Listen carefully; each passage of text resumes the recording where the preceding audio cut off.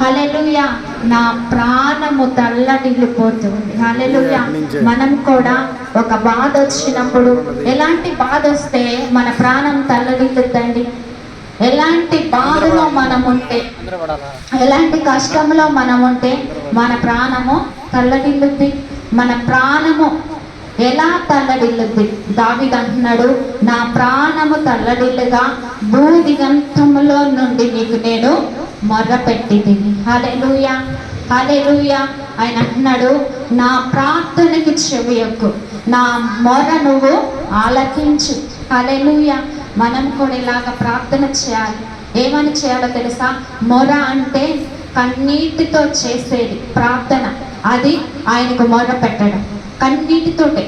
ఏ విధంగా మొర పెట్టాలంటే కన్నీటితోటే దావీదు మొర పెడుతూ ఉన్నాడు. హల్లెలూయా. కన్నీటితోటే ఆయన ప్రార్థనకు జవాబి అంటున్నాడు, నా ప్రార్థనకు చెవియొగ్గు, నా ప్రాణము తల్లడిల్లిపోతూ ఉంది.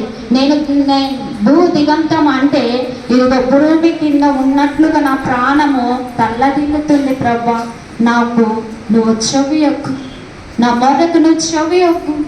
హల్లెలూయా, హల్లెలూయా. ఏ విధంగా అడుగుతూ ఉన్నాడంటే దీనంగా అడుగుతున్నాడు. ఏ విధంగా అడుగుతున్నాడంటే ఆయన మనసారా అడుగుతున్నాడు. ఆయన మనస వాంఛతో అడుగుతూ ఉన్నాడు, నా ప్రాణము తల్లడిల్లిపోతున్నాయా, ఒక్కసారి నా ప్రార్థనకు చెవియొగ్గు, నా మాటకి చెవియొగ్గు. హల్లెలూయా. మనం ఎప్పుడన్నా మాట్లాడుతూ ఉన్నప్పుడు మన మాట వినకపోతే మనకెంత కోపం వస్తుంది కదా. ఆయనకు కోపం రావట్లేదు దావీదుకి. ఒక్కసారి నువ్వు చెవియొగ్గు. కొందరు ప్రార్థన చేసి చేసి చేసి ఇసిగిపోతారు. ఇంకెందుకులే చేయడం, నా ప్రార్థనకి జవాబు రావట్లేదు అంటారు. నేను చేసి చేసి ఇసిగిపోయినా అంటారు. కానీ దావీదు అలాగా అంటలేదు. దావీదు అలాగా అంటలేదు. ఏమంటున్నాడో తెలుసా? నా ప్రార్థనకి చెవియొగ్గు, నా ప్రాణం తల్లడిల్లిపోతూ ఉంది, భూ దిగంతముల నుండి నీకు నేను మొర్ర పెడుతూ ఉన్నాను. హల్లెలూయా. ఒక్కసారన్నా మనం అలాగ మొరపెట్టామా అండి? ఎప్పుడు మొరపెడతామంటే మన కుటుంబంలో ఒక వ్యక్తి మరణించినప్పుడు అప్పుడు వస్తుంది మనకి బాధ. హల్లెలూయా. అప్పుడు వస్తుంది మనకు వేదన. అదే అసలైన వేదన. అప్పుడు దాకా మనం దేవుణ్ణి ఎవరిని అడగము, ఏం అడగము. చేస్తున్నామంటే చేస్తున్నాము ప్రార్థన. నువ్వు వింటవా వినవా, లేకపోతే నేను చెయ్యనా నేను దేవుడి మీద అలిగేవాళ్ళు సనిగేవాళ్ళు చాలా మంది. కానీ దావీదు అంటున్నాడు, నా దేవా నా మొర ఆలకింపుము. ఎంత దీనంగా అడుగుతున్నాడు. చాలా మార్లు కీర్తనలో ఈ మాట ఉంటాయి. అందుకే ఆయన దేవునికి ఎలాగయ్యిండు? ఆయన హృదయానుసారుడు అయ్యిండు. హల్లెలూయా, హల్లెలూయా. మనము కూడా విసిగిపోకూడదు, ఏసారిపోకూడదు, కృంగిపోకూడదు.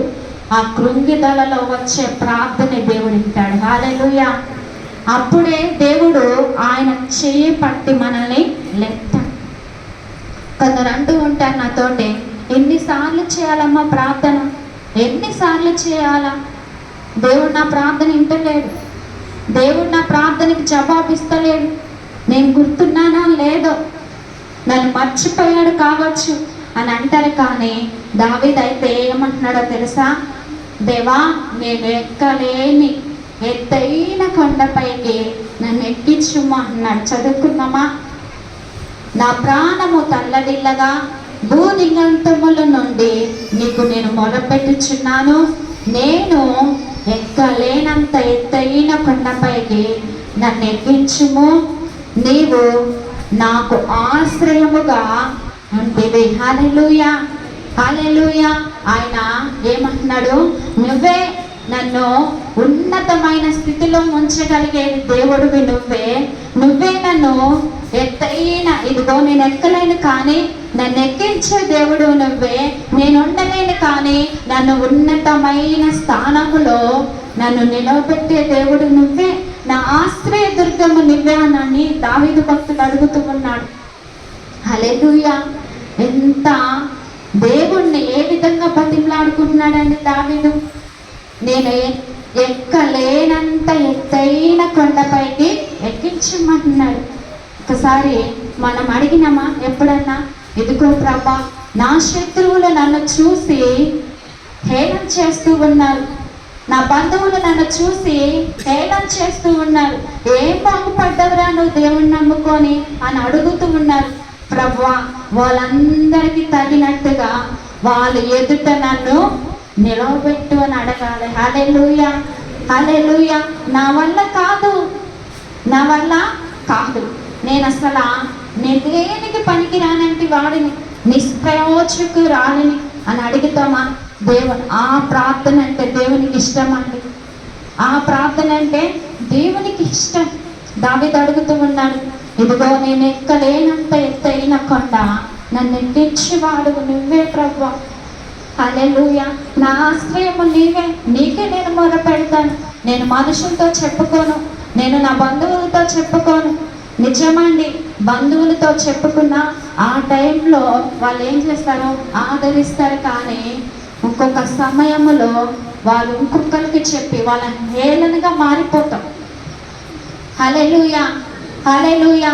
దావీదు అంటున్నాడు, నేను ఎక్కలేని కొండ, ఎత్తైన కొండ నువ్వు ఎక్కించగలిగిన దేవుడు, నా ఆశ్రయ దుర్గము నువ్వే, నా ఎత్తైన కోటవి నీవే. హల్లెలూయా. దావీదు లాంటి ప్రార్థన మనము చేయగలిగితే, దావీదును రాజుగా చేసిన దేవుడు నువ్వు ఉన్నతమైన స్థితిలోకి దేవుడు నిన్ను తీసుకొని హల్లెలూయా తీసుకొని వస్తాడండి, తీసుకొని వస్తాడు.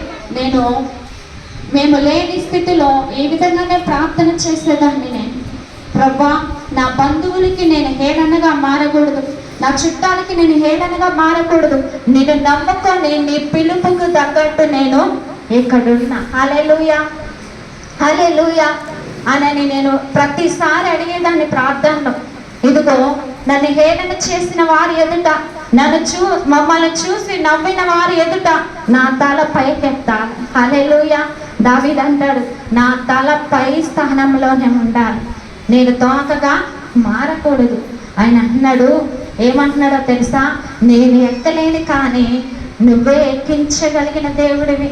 ఎక్కలేనంత ఎత్తైన కొండని ఆయన ఎక్కిస్తాడంట. హల్లెలూయా, హల్లెలూయా. నేను అడిగిన దేవుణ్ణి, ప్రభా, నువ్వు దేశంలో నన్ను తీసుకొచ్చి పెట్టావు, నాకెవ్వరు లేరు, ఏ బాధ చెప్పుకోవడానికి కూడా ఎవ్వరు లేరు, నాకు ఏది ఆధారము లేదు. అందరూ అంటున్నారు, ఏమి సంపాదించినవు నువ్వు అన్ని సంవత్సరాలు దేశంలో ఉండి, హల్లెలూయా అని అడుగుతూ ఉన్నారు. వాళ్ళ కళ్ళు చెదిరిపోయేలాగా, వాళ్ళ కళ్ళు ఆశ్చర్యపడే విధముగా నన్ను ఉంచు, నన్ను అందరికంటే ఉన్నతమైన స్థాయిలో నువ్వు ఉంచు ప్రభువా అని అడిగా.